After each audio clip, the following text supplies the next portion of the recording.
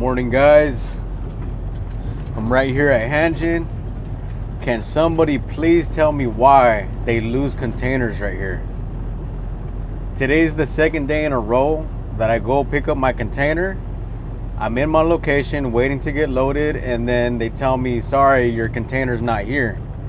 And then they write on my ticket, it says UTL. And basically I gotta go to the trouble window, and then they pretty much just cancel the load, and then I have to leave empty-handed. But luckily, yesterday and today, I was like, nah, hell nah, forget that. I'm gonna drive around. I'm gonna try to see if I can find this container myself. And yesterday, it ended up being in the very next block forward. Like, all the guy had to do was just like do a 180, turn around. Oh, it's right there. He didn't do that. Like, really? Come on, like, bro, like, I get it. You guys want to just clock in and clock out and go home, but us truck drivers, man, we're out here 14, 16 hours every single day. We don't get to just work 8 hours and then we're done for the day. Like, we have a long ass day, and then if something wrong happens, guess what? We don't get paid, or we get, you know, it's just a long time until we finally get to go home and, you know, have dinner and spend time with our families. But I don't know, it's just frustrating, man. Like, don't get me wrong, a lot of these longshoremen they're cool, they're real cool. But, you know, some of them, they just don't care. Like, they just do not care about truck drivers at all. So it's just frustrating, man.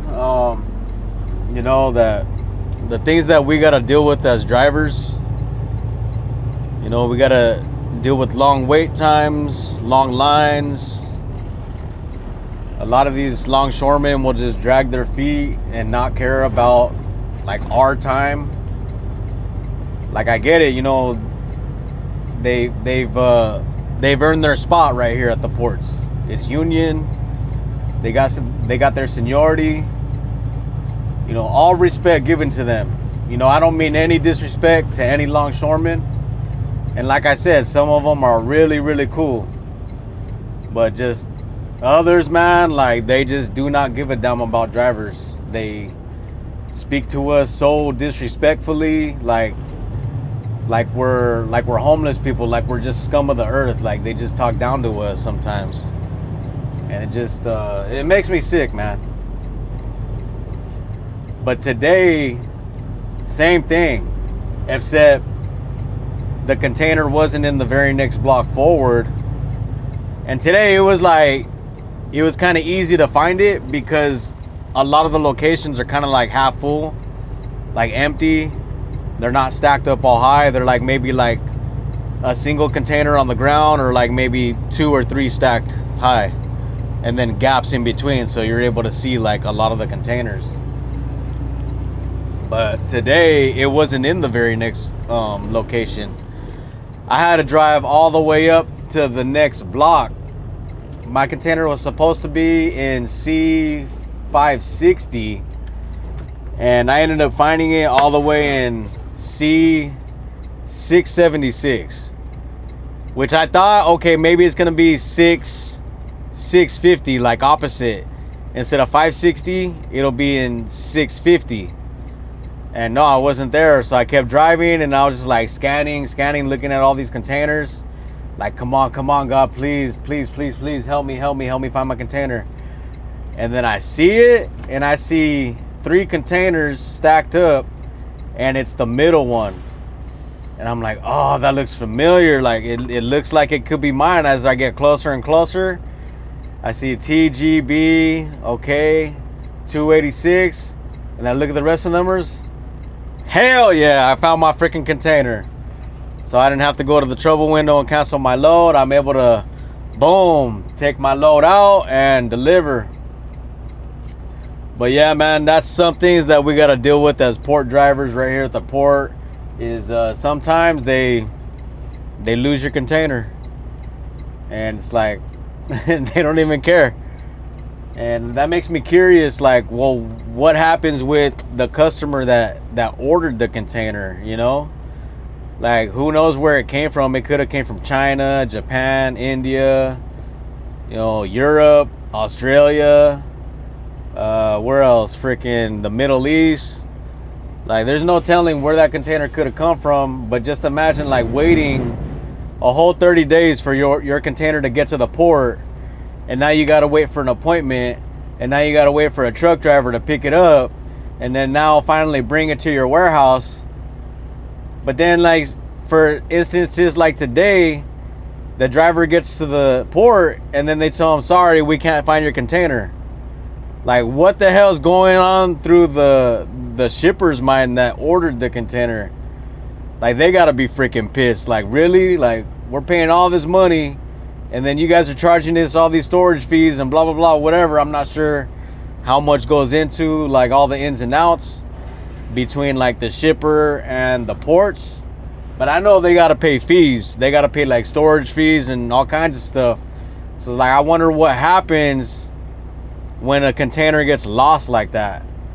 Like, does the port reimburse, like, some of the money to the shipper, to the customer that ordered the container?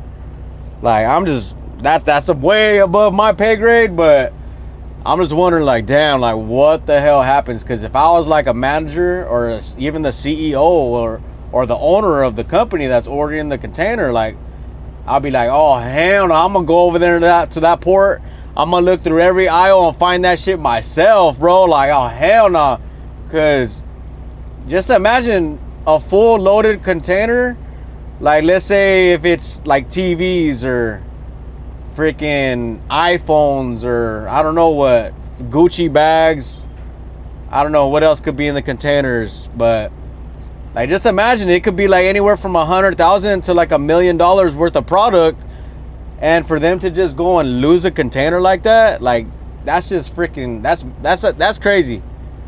That's like, I don't even know what to think. Like, and for them to just be like, oh, sorry, your container's not there. It's like, what the hell?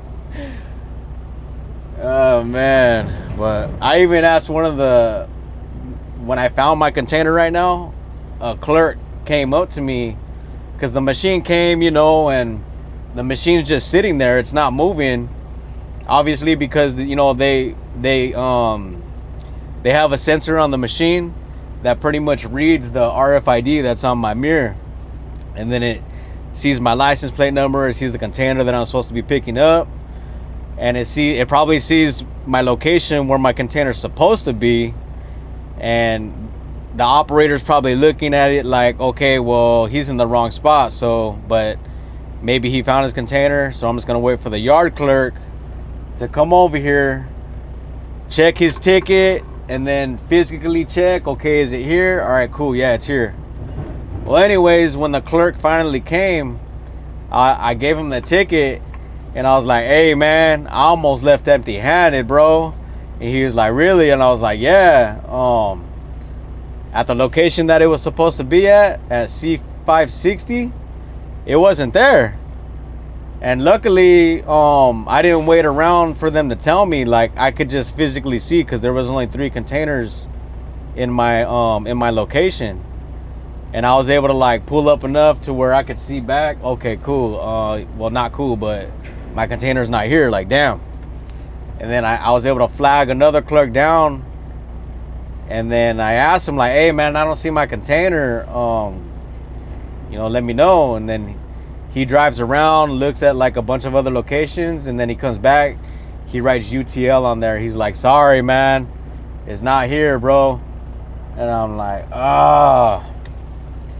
But anyways, back to what I was talking about with the clerk that came up to me in the spot that I found my container.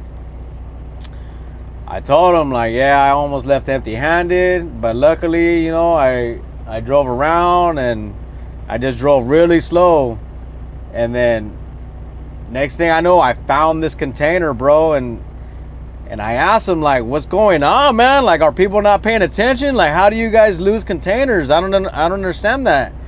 And then he was like, he was real cool. And he was like, oh, you know what, man? Sometimes we get messed up equipment and it's not working right. And, you know, that's pretty much how it happens. And then he made a comment like, yeah, then they want to blame it on us, but it's really the equipment that's bad. You know, that's why your containers get lost sometimes. And I'm like, what? Ah, that freaking sucks. But I don't know. Honestly, like, if all the equipment that has a computer, like,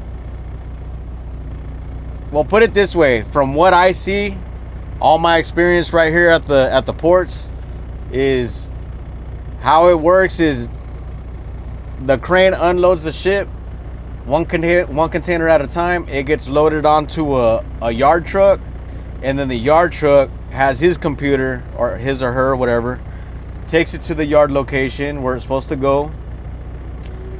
And then I'm guessing, or not guessing, but there's another clerk that's in a pickup truck that's like keeping track, that they have a computer in their truck, and like they're okay, they look at the container number and then they input it in the computer of the location that it's going to, right?